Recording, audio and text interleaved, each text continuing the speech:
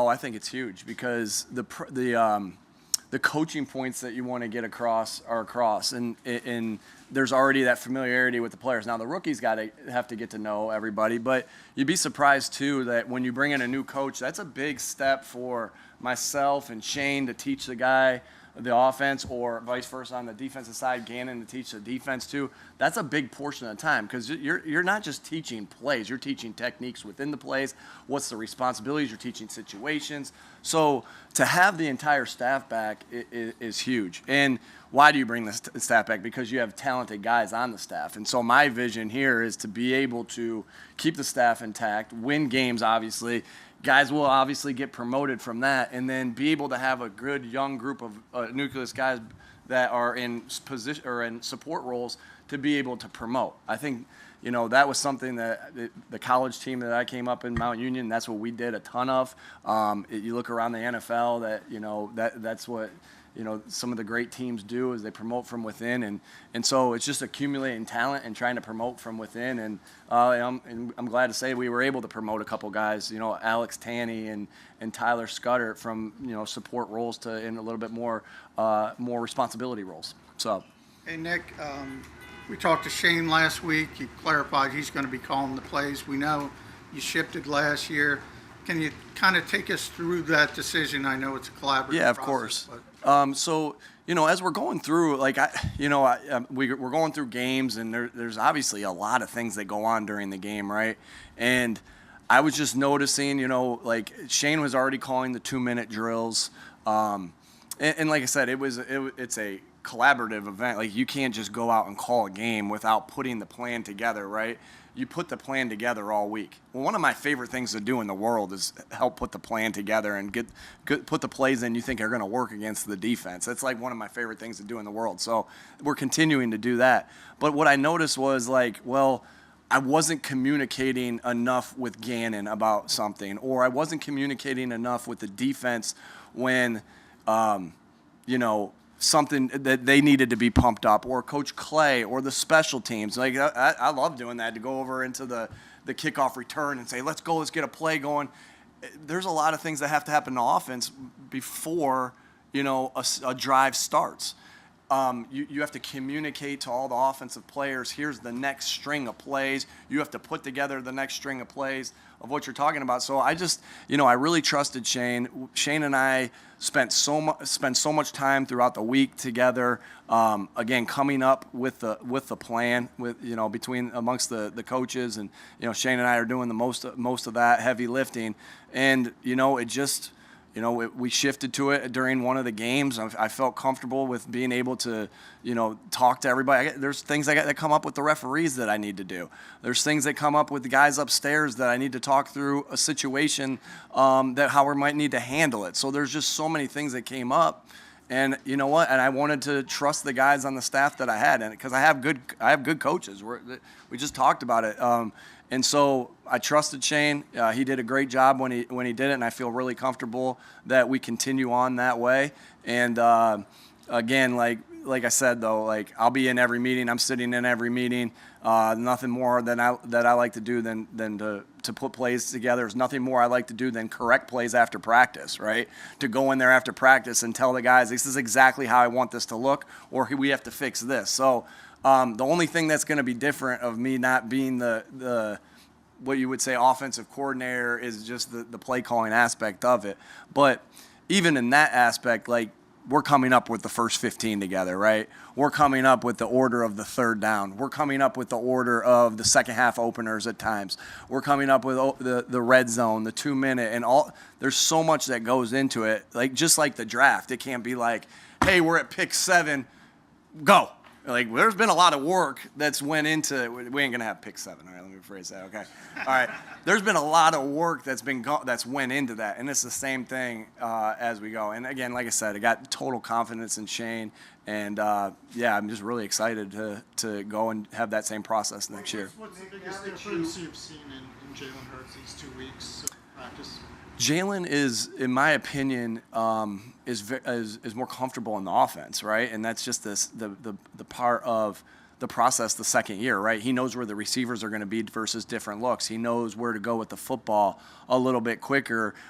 We've, and we've done our job as coaches, and I don't want to say we've done a good job, but what we've done as coaches is figured out, what he likes and what he's good at and all these different things. So it's just accumulating those reps. And like we talked about, I think you guys asked me a couple last year was, some of these quarterbacks that have been played for so long, they're in year 15, 16, 17, they're getting better at reading it. Why? Because they've seen the play over and over and over again.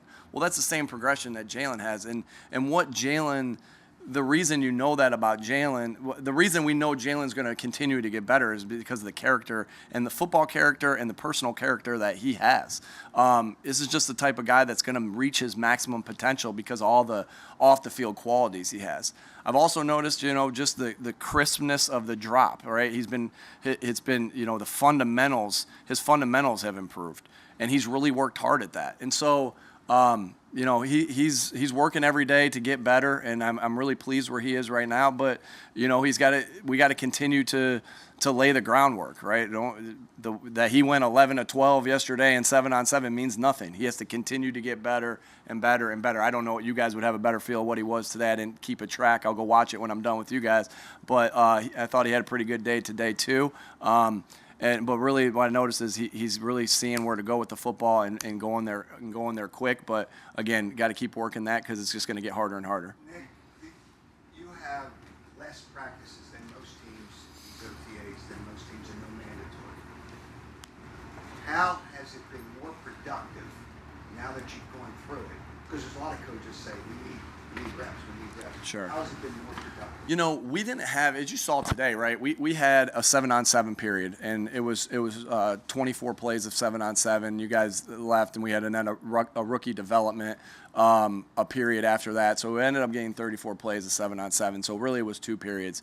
When you look back into how OTAs used to run a little bit more, and again, it's all about how you devise how you run the system. You'd have a couple more periods, right? And you'd maybe have a more 11-on-11 and this and that. But, as we looked at all the different years that we've had, like even when I go back to my days as a coordinator with the Colts, like even when it was 11-on-11, it was a passing drill, right? And so what happens there sometimes is you get these big dudes out there and you're like, all right, it's just we're not going real hard. Good luck telling Jason Kelsey we're not going real hard, or Fletcher Cox, or any of those guys. Like, hey, it's not. So we just took them out of it, and we were able to go full speed. But the one thing that was different when you didn't have to do all the prep to get into the plays, right? Were able to spend more time in individual, where that's what should be happening right now. The fundamentals should be being built right now. And so when you have a practice where you have 5, 6, and I'm not knocking anybody that has this. I used to do this all the time too. But when you have a period where you have 5 or 6 periods of team periods, well, naturally your individual period time is going to shrink, right? Well, we were able today to have 35 minutes of, or whatever it was. I don't know the exact time. I have the schedule here, but we were able to have 35 minutes of individual time of perfecting our fundamentals. And really at the end of the day, right, at the end of the day, we're going to call a good play, they're going to call a good play, right? This player's going to be pretty good, and this player's going to be pretty good, right? And let's just say Detroit. Detroit's going to call a big good play, we're going to call a good play. Our receiver's going to be really good, and their DB's going to be really good. Well, what gives in a scenario like that? Fundamentals. And so we've been able to have, and this is why I love this part of this time of year so much. We've had these long periods of individual where we're perfecting our fundamentals. Well, it's a step. You go fundamentals, then you work it into team, then you go here. So great, the off-season program, we had a ton of fundamentals work, which is going to put us in a position to have good more team periods when we get into training camp, and even the team periods that we had, or pardon me, the 7-on-7 periods that we had here in OTA. So that's what I noticed the most, Howard, was that the fundamentals, I just could see guys getting better and better because the amount of the sheer time that we had.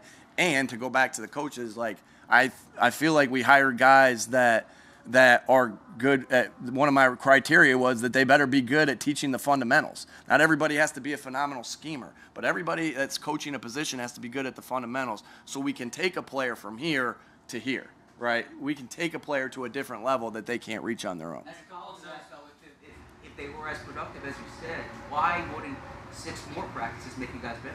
Oh yeah, there we go.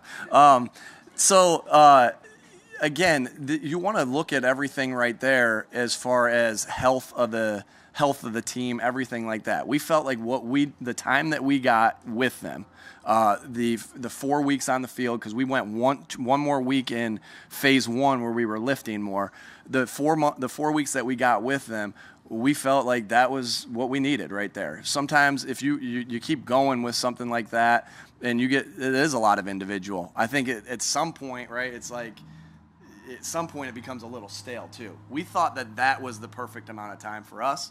That's just what we thought. And again, everybody's going to do it a little bit different. There's a lot of different ways to do it. Well, we felt like that was what benefited us. I was just teasing you too. Yeah. Nick, back to the play calling. What percentage of the time? Sorry, was that the last question? I didn't see. No, it's okay. I'm looking kind of back here. What percentage of the time is Shane calling a play, and you're thinking over the headset, that's what I would have called? How often then is he calling something where you're like, raising my eyebrow? And again, just remember this, like the plays are just, again, I'm on there. I'm on the headset talking about the next group of plays. The plays are discussed of what's coming up. Okay. Shane, I want to see this and this. What do you have in mind? This and this? Ooh, I like that. What if we did this? Like that communication is happening. The next, like you don't go into the next set and go, all right, here we go. I got the first one, but I'm rolling the dice on it. That is communicated through it, right? And so, but there is times where there's a situation that pops out of nowhere, right? And that Shane's got to think quick. And most of the time, again, because I just can't even explain to you how much time we spend together and how much time we spend together in the past, the thought process is the same. He knows exactly what I want on a 3rd and long at the 40-yard line. He knows exactly what I want. What's that game show where you go behind and then, I don't even remember, but we would write down the same exact play. Yeah, the Newlywed. Me and Shane and I, yeah. So it's a lot of similarities, but again, there's just so much discussion, and it like I said, most of those discussions, I'm right there with them. But if I'm talking to the defense in a particular one, I am able to say to Shane, hey, what's the next couple you got? Good, cool, I like that. Let's add this, and maybe let's change this right here. So that's kind of how it's going down. And but just again, so much confidence in Shane, and he's just done a great job. Not only here, but you saw what he did with the Chargers as well. Was there any part of you I know these that practices are voluntary. Jalen Rager wasn't here 2 days that we were here. Was he able to be here at all? And what do you feel about him? Yeah, I'm not going to discuss. It is voluntary, so I don't ever want to put anybody's attendance out there. We had very good attendance, very, very good attendance. Now, guys, things pop up for guys here and there. As we know, things can get hectic. Things happen. Family things happen. Personal things happen. There's things that pop up, and so he had great attendance through this. And it just so happened the times that you guys were here, he wasn't. But he had great attendance through this and was really into it. And there's no denying that Jalen has talent, and he just got to continue to try to be consistent. And that was our discussion. And I told you guys this, the discussion that I've had with every player. We have a discussion with every player at the end of the year of what we need to do better, what we did well. And Jalen, was one of the things that we talked about was, well, you're not at TCU where you get 11 balls thrown to you a game. You might get 3, or you might get 2. Take advantage of the ones that you get and just be consistent with it. And that's what we're working on right now, because there's no doubt that he has talent, and we're excited to work with him again. As part of you, Nick, was it difficult at all to give up the play calling, given that it seems like that's something an offensive coach kind of strives for when you're working your way up, to have that ability from an ego standpoint? Yeah, no, I think that's where a lot of problems happen in the NFL, is from an ego standpoint, right? Is if you work at what's the best thing is to do. Like if I said I'm going to stand on a table and run these plays that we ran with Phillip Rivers, well, that's because that's what we do. That's an ego thing to me, right? And so it's the same thing here. What I felt like I needed to make a change in the sense of how to free me up to be a better head coach. And I had a good assistant to call the plays, and so that's what I went with, and so yeah, no hesitation there at all. no ego thing there at all. Shane's done a great job, and I'm imagining we do what we're supposed to do and win games like we were paid to do to come here. Shane will get an opportunity to be a head coach, and then we rediscuss it again. But I don't want you guys to get caught up in this. Well, because he's calling the plays on game day, that's it. There is so much that happens before the games are being called. And, I'm not going to tell you the percentage of plays that I call or what he calls, but, there's just so much that's happening before that. It is a true group effort going into it, and then it's just a matter of who's the one calling it on Sunday. Hey, Just to put a bow on the no minicamp decision, is it safe to say that health is kind of the driving factor there? And then what different arms of the organization are you hearing from to kind of inform that? Sure. It's always about the player's health. And then but there's also got to be a point of, yes, I'm hearing the trainers, I'm hearing the strength staff and our sports science department, I'm hearing the doctors, all right? They're the experts in the yardage. They're of how much guys have run, the timing of this day is a longer day, then this day is a shorter day, this day is a longer day. I didn't go to school for that, right? I went to school to be an education major, but I was really preparing to be a football coach. That's what my coach was preparing me to do. So I'm listening to them in that. I am listening to their input in that. But just like when the offense goes out there and takes the field, or the defense goes out there and takes the field, or the special teams goes out there and take the field, my name is on it. And we win or lose, my name is on it, right? And so it's the same thing here. I'm listening to them, but I also have a feel for what the team needs as far as, hey, we need 5 more plays on 7-on-7 here. We need 10 more minutes or 10 less minutes of individual here. And so all that's being taken account for, and yes, the player's health is first, but there's also a feel on my end of, hey, what do we need to do? What do we need to get done to put ourselves in my opinion? It was that fundamental step. It was the little bit of teamwork that we got. The other teamwork we got was in walkthrough, but the teamwork that we got, and were we getting enough for the quarterback, and for us to be able to correct plays from the wide receivers, tight ends, defensive side, and then were we getting the fundamentals, and that's where we came up with the amount of time that we had on the field. Are you practicing tomorrow? We are not. Aaron Moorhead had to catch a punt to get the day off tomorrow, and he dropped the first one. But the wind was swirling. The trainers or the equipment guys had it going there. He dropped the first one. Nick Rallis dropped this next one. And then Aaron came back and caught the third one, which you would expect from a guy that played with Peyton Manning and played in the Super Bowl. So Hey, Nick, On that note, it looks like you're having a ton of fun out there. I heard you offer $1,000 to the coach if he punches the ball out. Just saying. And you're having a blast out there. And you're doing all these contests. How much fun are you having? And is it different because this is year 2 versus, being... Shoot, I'd like to think I had fun in year 1 as well. But because... Hey, I mean, this is awesome. I've said this before, and I'm 40 years old, and I'm still part of a team. I get to go watch my son, who's 7 years old, play baseball. He's having a blast being part of a team, hanging with his buddies, chewing the big league chew bubble gum and putting eye black under, and then his teammates are doing it and I'm watching. I'm like, man, that's fun. I'm like, shoot, I get to do that I get to go to work tomorrow and do that here. So it's fun. It's fun, and it's fun to.